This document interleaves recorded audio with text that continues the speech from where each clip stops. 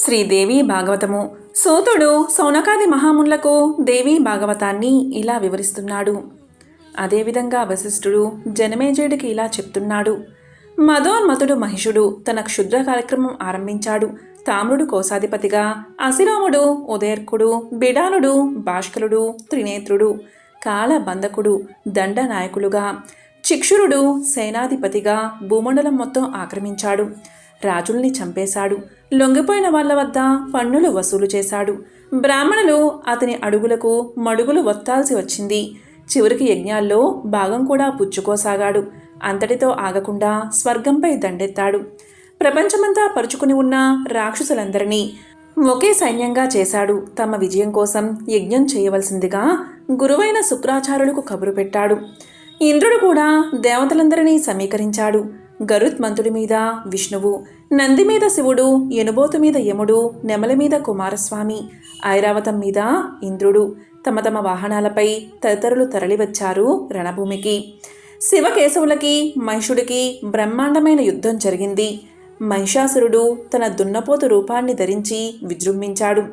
తోకతో ఓ కొండను ఓడబెరికి వారి మీద విసిరాడు.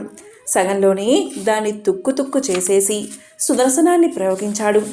విష్ణువు మహిషుడు మూర్చబోయాడు. అలా మహిషుడు విష్ణువుని, విష్ణువు మహిషుణ్ణి మూర్చగొట్టడం అనేకసార్లు జరిగింది. యుద్ధంలో చివరగా మహిషుడు ఎనుబోతు రూపంతో విష్ణుమూర్తి గుండెల్ని కుమ్మాడు. కేశవుడు యుద్ధభూమిని వదిలి వైకుంఠానికి వెళ్ళిపోయాడు. విష్ణువు వెళ్ళిపోయేసరికి శివుడు కైలాసానికి దారిపట్టాడు. తర్వాత యుద్ధంలో ఇంద్రుడు, వరుణుడు, యముడు కూడా కాళ్లకు బుద్ధి చెప్పక తప్పలేదు. దేవతల పలాయనంతో మహిషుడు ఇంద్రుడి సింహాసనాన్ని బీభత్సంగా అనుభవించసాగాడు. మహిషాసుర మర్దిని పారిపోయిన దేవతలంతా త్రిమూర్తులతో కలిసి మంతనాలు చేశారు. మగతనం ఉన్నవాడెవడు ఆ రాక్షసుణ్ణి చంపలేడు.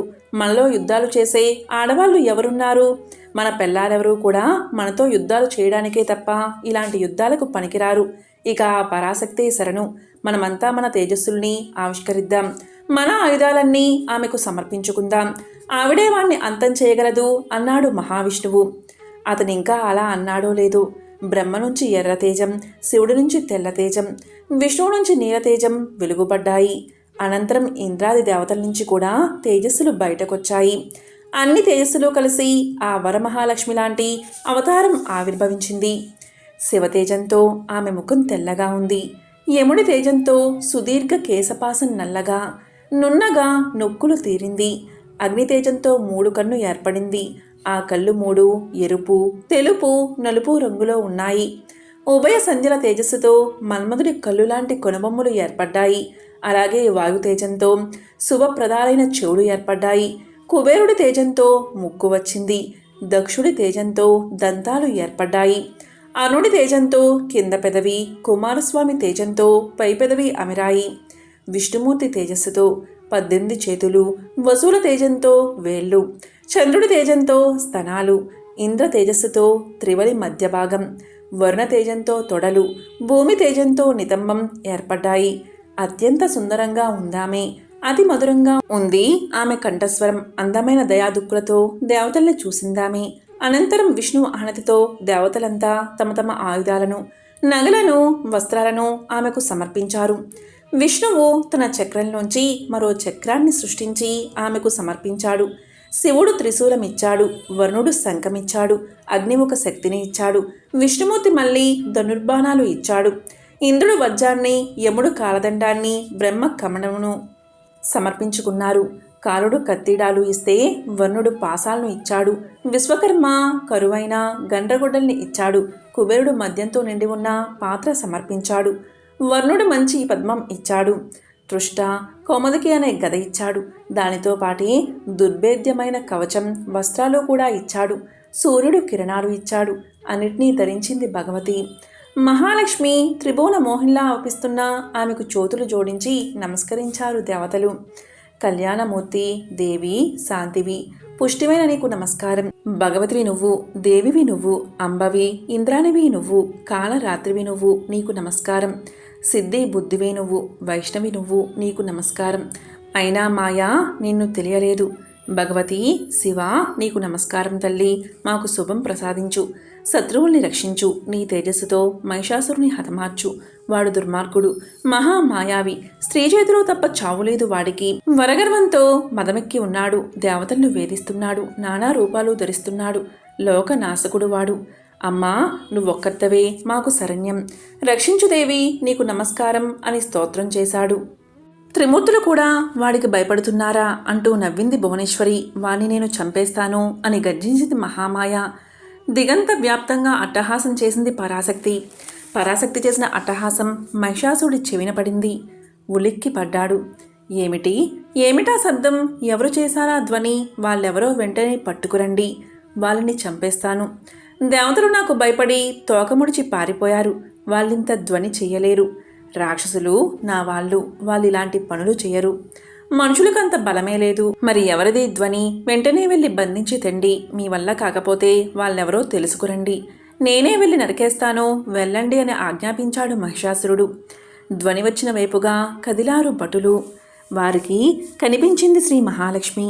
18 చేతులు, రకరకాల ఆయుధాలు, దివ్యమైన స్వరూపం.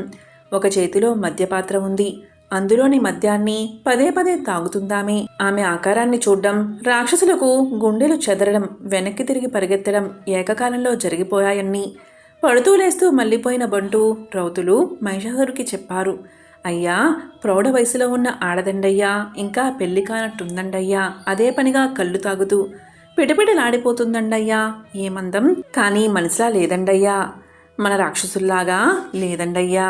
మరెవరో తెలియదు కానీ 18 చేతులు ఉన్నాయ్యా, మరేం చెయ్యాలో తెలియక మీ కాడికి పరిగెత్తుకొచ్చామయ్యా అన్నారు వాళ్ళు.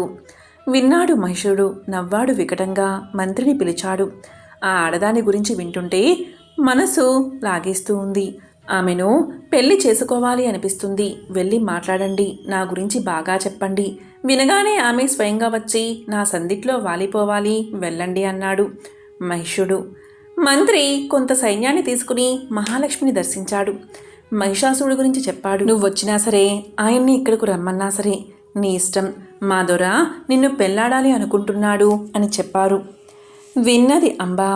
చాలా మృదువుగా మాట్లాడావు కనుక నీతో మాట్లాడుతున్నాను, లేకపోతే నిన్ను చంపేసేదాన్ని. నేను దేవతల తల్లిని. మీ రాజు సంగతి తేల్చుకోమని పంపారు వాళ్ళు. ఆడదాని చేతిలో దెబ్బ తినాలని ఎవడూ కోరుకోడు. మూర్ఖుడైన మీ రాజు ఆవరాన్నే కోరుకున్నాడు. అందుకే వచ్చాను నేను. నా చేతుల్లో వాడు చావడం ఖాయం. ప్రాణాల మీదేమైనా తీపి ఉంటే స్వర్గాన్ని, యజ్ఞభాగాన్ని దేవతలకు వదిలేసి వాణ్ణి పాతాళానికి పొమ్మను. కాని పక్షంలో యమపురికి నేను పంపించేస్తాను. నా మాటలుగా చెప్పి ఆ గేదె కొడుకును రసాతలానికి తీసుకుపో అంది. మంత్రికి కోపం వచ్చింది. కానీ రాజు మనసు పడ్డ మగో కనుక యుద్ధానికి దిగితే ఆయన ఏమనుకుంటాడో అనే ఉద్దేశంతో వెనక్కి తగ్గాడు. విషయమంతా మహిషాసురుడికి మనవి చేశాడు. వెంటనే మంత్రులందరినీ సమావేశపరిచాడు మహిషాసురుడు. ఏం చెయ్యాలో చెప్పమన్నాడు. గేదె కొడుకు రాజు, అంతకన్నా పశువులు, మంత్రులు అమ్మవారి హెచ్చరికకు కామసూత్రాలు జోడించారు. కళ్ళు తాగుతుంది కనుక కైపులో అలా ద్వంద్వార్థాలు మాట్లాడింది అన్నారు. ఆ చండి మీ మీద మనసు పడుతుంది అన్నారు. 3 లోకాల్ని జయించిన మహావీరుడివి నువ్వు, ఆడదానికి భయపడ్డం ఏమిటి అని కూడా అన్నారు. తామ్రుడు మాత్రం వాళ్ళ మాటల్ని ఖండించాడు. ఆమె దైవమాత, మన కొంపలు తీయడానికే వచ్చింది. పారిపోవడం పిరికి లక్షణం కనుక యుద్ధానికి సిద్ధం కావడమే వీరధర్మం అని చెప్పాడు. మహిషాసుడు తామ్రుడిని యుద్ధానికి పంపాడు. తామ్ర, ఆమెను ఓడించు, వీలైనంత వరకు ప్రాణాలతోటే తీసుకురా, అవమానించుకు సుమా.